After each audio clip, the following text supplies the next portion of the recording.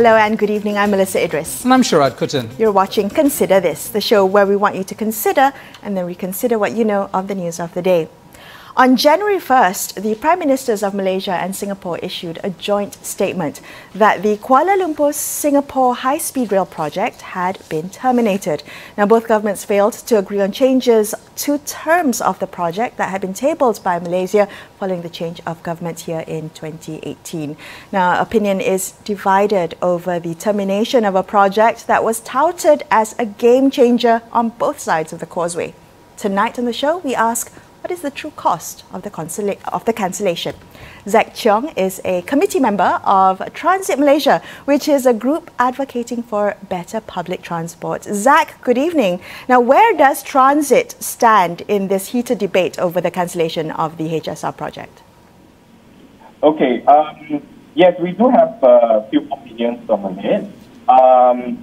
But most of it is that we believe that there is a lack of transparency in the part that the public do not actually know much about this project, especially the people who are living along the alignment of the route. So, yeah, basically that's our main step on this project. Yeah. As a whole, Zac, was the project, as it was touted, a game changer in terms of bilateral relations between the two countries, also in terms of providing, quick access to those two cities, Kuala Lumpur and Singapore in particular? Did you see that? Does Transit see that game changer dimension of the project?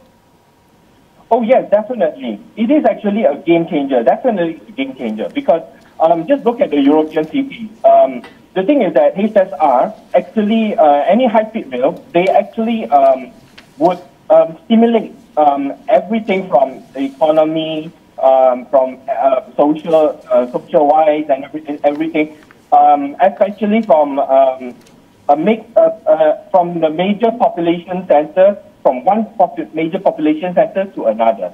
So, so the gist of the HSR is actually to connect downtown KL to downtown Singapore, which these two are the major, some of the major cities in Southeast Asia, and it would surely generate growth and also stimulate economic activities, as well as, of course, improve bilateral relations. Okay, so you mentioned a little bit about the route, the alignment of the HSR. What do you think about the viability and the design of the route? I mean, who are the biggest losers now that this project has been cancelled? Okay, well, the biggest losers are actually the people of both the main cities. Okay. But the thing is that as of the alignment, the problem is now that the thing is that it is actually I do have a few questions. Like, for instance, are the stations located close to the catchment, and are the services affordable to all Malaysians to be able to travel on the HSR? So the thing is that Transit are actually we are more focused towards on the Malaysian side, where we are worried that if this project were to go ahead, would Malaysians being able to afford? Plus, also, there are so little transparency and lack of public consultation, and that leads to the confusion of the public, as we can see these few days after they have mooted the cancellation. Okay. That people are all confused. All right. Okay. So you bring up the lack of transparency, Zac. What would you like to see? What kind of accountability, transparency, information, oversight would you like to see with projects like these, like this HSR project that perhaps we did not see previously, that you would like to see now? Okay. Okay. First of all, we must go to the gist of the problem. Specifically, the problem that it wasn't like in the budget, not debated in the parliament. There is very little public engagement on the creation and even on the cancellation of the HSR. And also, there are not enough questions asked about the social or the environmental impact of this infrastructure project to justify its delivery in the eyes of the public. It's like, would it even be affordable for the public to use? Or how about the impact of the people, the flora, fauna located close to the proposed alignment? And these are the things that we should look at, and the government should look at. And right. Course, so, okay, Zac, considering that this project might actually come back to life, I think the Singapore Minister of Transport said, in defining what was fatal to the continuance of this particular iteration of the project, said the country was still, Singapore that is, still open to the to renewed negotiations. I want to ask you about affordability, because the question is, who uses high-speed rail? I mean, is it an equivalent to a commuter, to a bus, to an airplane? And therefore, I mean, what should be the adequate pricing of a project costing billions, and will it be able to absorb that cost, in fact, even make money, perhaps? Okay, from the sources that I know, these haven't even account to going into Singapore, It is actually supposed to range between 280 ringgit to about 320 ringgit from KL to JB. So you tell me, who would want to fork up that kind of money? Because an Asia flight would probably cost like half of that. And also, this is almost like the cost of a full service airline, like Singapore Airlines or Malaysia Airlines. And of course, the great benefit of having a HSR is actually for business users. For instance, people who like to have meetings in Singapore or vice versa. Like, people like to have this downtown to downtown connection. So it is vital that there is little disruption between both cities, and that's where HSR comes in. Okay, you said downtown to downtown connection. Now, in lieu of the cancellation of the HSR, the Malaysian government is now exploring the possibility of a domestic HSR between KL and JB, Johor Bahru. Do you think that's feasible?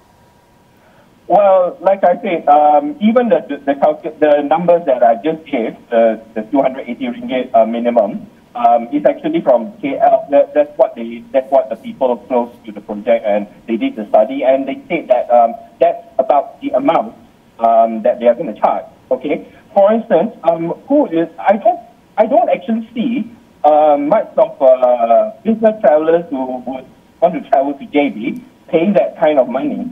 And moreover, it's not just about JB alone, because when we do it domestically, we have to take into account the town that is in between the alignment. I mean, along the alignment. Like, for instance, Seremban, Melaka at the Akhir Keruk, it's so far away from downtown Melaka. And then you have got Muar and Batu Pahat.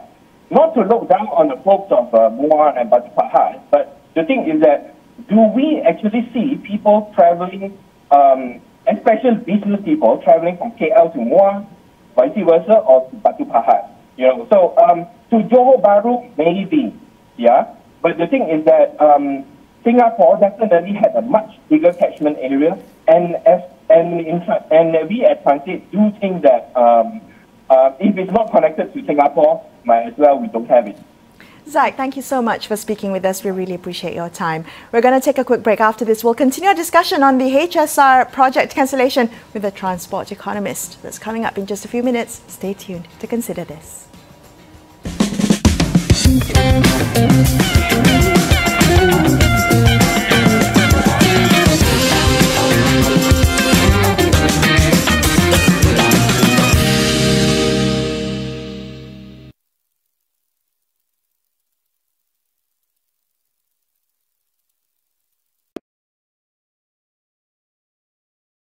To all the regulations set by our Ministry of Health. We are in the era of a new norm. Face masks, social distancing, and also hand hygiene are just basics. We can do this together, and let's not take it easy. COVID-19 is still out there. Let's do our part in following the SOPs in place so that we can break the transmission. Follow the 3 C's. Avoid closed conversations, avoid crowded spaces, and avoid confined spaces. We can beat this together. The war on COVID-19 is not over. We should not take this lightly. Let us ensure all steps are taken to avoid the spread of the virus, be it social distancing, hand hygiene, and wearing of the face mask. It's a new norm. Let's not slack. We can do this. We've done great so far, but the fight is far from over. We need to be vigilant to keep ourselves and others safe. Wear a mask, wash your hands, and when you're out, keep a safe distance. In fighting this virus, we can't relax, so don't be lax. No, the war against COVID-19 is still on. It is our responsibility to adhere to all the regulations set by our Ministry of Health. We are in the era of a new norm. Face masks, social distancing, and also hand hygiene are just basics. We can do this together, and let's not take it easy. COVID-19 is still out there. Let's do our part in following the SOPs in place so that we can break the transmission. Follow the 3 C's. Avoid closed conversations, avoid crowded spaces, and avoid confined spaces. We can beat this together. The war on COVID-19 is not over. We should not take this lightly.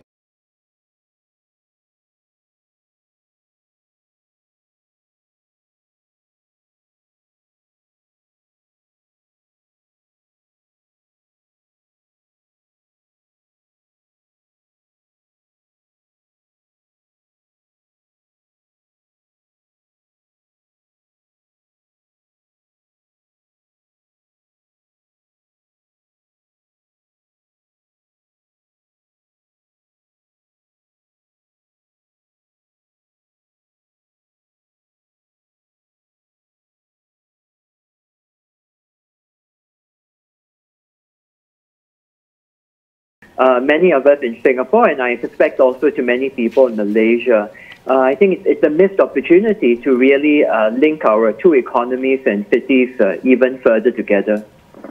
Walter, you know, many critics of the project say that, in fact, it's not financially viable. And so I want to tap your expertise as a, you know, as a transport economist about the realities, the economics of high-speed rail trains. What needed to go into it to make it actually viable? Well, high-speed rail actually has a sweet spot. That's to connect the big cities, which are maybe about 1 or 2 hours away by flight. So that's, you know, maybe about 300 kilometers, 500 kilometers, something like that. And in fact, Singapore and KL are really quite ideal for this because they're about that distance apart, where high-speed rail is very competitive, in fact, superior to taking a flight. And so under those conditions, high-speed rail can take quite a lot of the business away from flying. And as long as the flight routes are profitable on those kinds of routes, there's no reason why high-speed rail can't get a large market share and also be profitable. You just have to look at where high-speed rail works elsewhere. It works in Europe. It works to connect major Chinese cities. It works to connect large Japanese cities. It would have probably worked to connect Singapore and KL as well. So you reckon that this would have been a financially viable project given the distance and the expected passenger load? Yes, because I believe both governments did not intend to subsidize it on an ongoing basis. So they would have projected that it would have been able to cover costs at least from the international segment. Because the international segment, that's Singapore to KL, right? That's a very busy air route. We know lots of people are willing to pay for travel on that, including high-value business travelers. And so my expectation would be the combination of the leisure travelers and the business guys who'd probably be willing to pay more, that would have made it viable. Can I ask you also about the economic multiplier effect of rail projects, like a high-speed rail project? Are those spin-off benefits real, or are they exaggerated or imagined? Okay, so in the case of the Singapore KL HSR, I'm afraid the estimates of the potential multiplier effects, they haven't really been made public. But what we do know is HSR developments around the world, when they are successful, when they have a large volume of passengers, they do help to bring the cities they connect closer together economically. And there's a reason why that's something that would have been useful for both Singapore and Malaysia. It's because KL and Singapore are not very big cities by global standards. And so the question is, how do we compete against the heavyweights? You know, how do we compete against London, New York, Tokyo, Jakarta, for example? And HSR would have helped both of us compete a lot better. And that's why I say it's kind of a lose-lose that we're not going to have it, you know. Walter, your transport minister, Ong Ye Kung, kind of explained the reason for the termination of the agreement in terms of asset code, that organizing principle for governance within the terms of the first iteration of the agreement. But you know, the minister on this side of the causeway said that asset core would cost something to the project. That in fact, by removing asset core, there would be a saving of up to 30%. Does that make sense to you, that the explanation given by our minister about the nature of asset core? Well, maybe let me first explain a bit about why asset core was important from the Singapore point of view, which of course might be different from the Malaysian. From our point of view, the key to this project is the KL-Singapore link. Of course, we understand Malaysia also wants the domestic link along the west coast, but you know, from Singapore point of view, we really need the KL-Singapore link to work. And we needed the assurance that that link would be reliable and efficient. That's why we wanted this asset co concept, because both countries would jointly appoint the asset co. It'd be responsible to both Singapore and Malaysia, and they would help assure, among other things, that the KL-Singapore link receives the right priority, you see.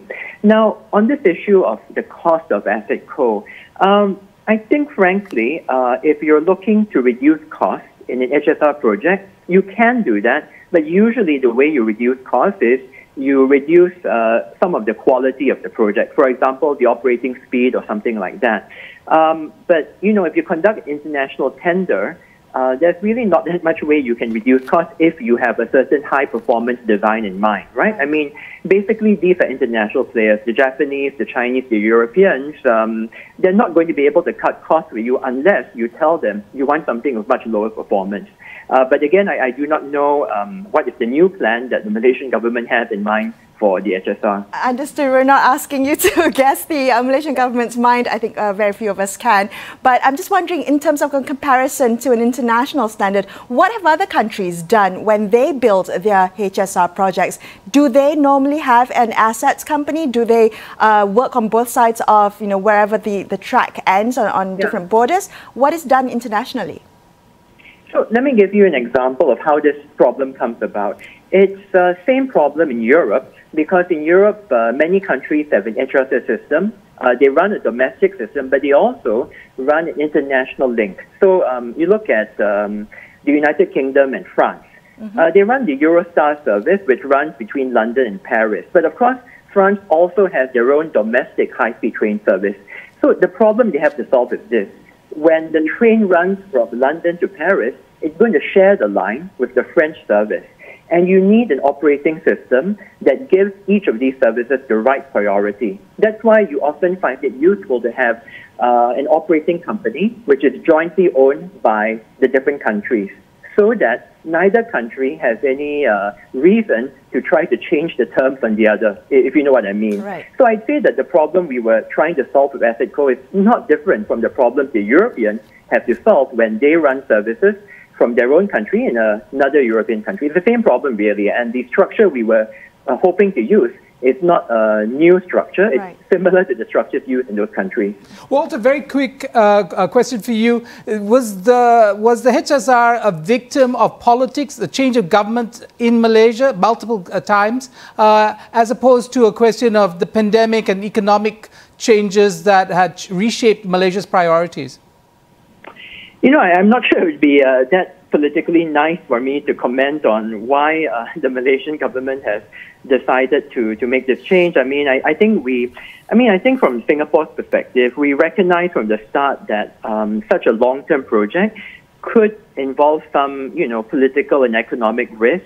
And it's just unfortunate, we just find it quite sad that in the end, some of those risks did materialize, and we have to call it off. Right. So I think that's just unfortunate. But I don't think I want to speculate on, the Malaysian reason for that. Right. Well, Walter, thank you so much for speaking with us tonight. It's been very informative. I appreciate your time. We're going to take a quick break here on Consider This. But stay tuned.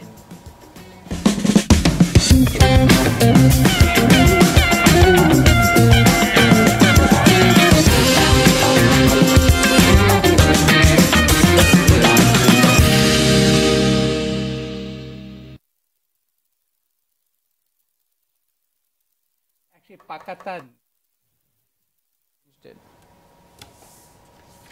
19 is still on. It is our responsibility to adhere to all the regulations set by our Ministry of Health. We are in the era of a new norm. Face masks, social distancing, and also hand hygiene are just basics. We can do this together, and let's not take it easy. 19 is still out there. Let's do our part in following the SOPs in place so that we can break the transmission. Follow the 3 C's. Avoid closed conversations, avoid crowded spaces, and avoid confined spaces. We can beat this together. The war on COVID-19 is not over. We should not take this lightly. Let us ensure all steps are taken to avoid the spread of the virus, be it social distancing, hand hygiene, and wearing of the face mask. It's a new norm. Let's not slack. We can do this.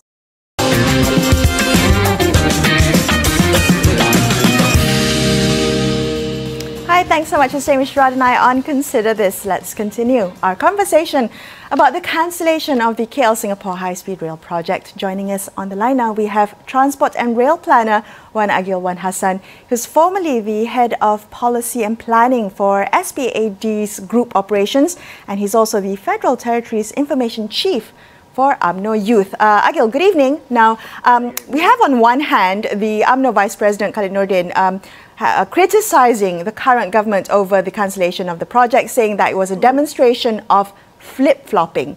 On the other hand, we have Minister in the Prime Minister's Department, Dr. Mustafa Muhammad, saying that the cancellation is, quote, the best solution for Malaysia over concerns of long-term losses. Agyl, who do you agree with in following the developments of this project? Well, to be honest with you, I would see the cancellation of HSR will be a loss of opportunity for Malaysia. I think the main issue here is that we need more transparency of information. When Malaysia somehow says that the economic situations and the pandemic COVID-19 has caused the cancellations, and there is a need for the government to look into cheaper options. On the other hand, Singapore said that there is a disagreement between Malaysia and Singapore on the decision for the assetcode. So this is a situation that we face. And I believe the Malaysian demand more transparency of the information to really know what's going on and what's the main reason we cancel the HSR project for the country. So let's talk about AssetCode for a second, because the Singapore government's point was governance issues, whereas the Malaysian government's position is cost, that somehow by removing AssetCode, you would get a savings of up to 30%, says Mustafa Muhammad, whereas on the Singapore side, it was just a question about safeguarding the interests of both stakeholders. What is the more persuasive argument about AssetCode? We seem to have lost Wan Agyl. We're going to try. We have you back. Okay, sorry. Could you repeat your? Could you repeat your answer? Yeah. To be honest with you, we really need to understand the main function and role of this asset code. So, in order for us to run this together with Singapore, of course, we need some sort of agreement between Singapore and Malaysia on the asset code decision. So, this is where I still need to understand more details. What it meant by Tokpa when he said that the asset code removal will give us more savings. In what sense? Because we are talking about knowledge transfer. We're talking about the new technology. We are talking about both Singapore and Malaysia has the right to decide who should participate in the project, who should come in and advise on the projects, and we are looking into the best practices, international standards. I think if we just rely on our country alone, of course, I can understand the predicament faced by the Singapore because they don't have any say about it.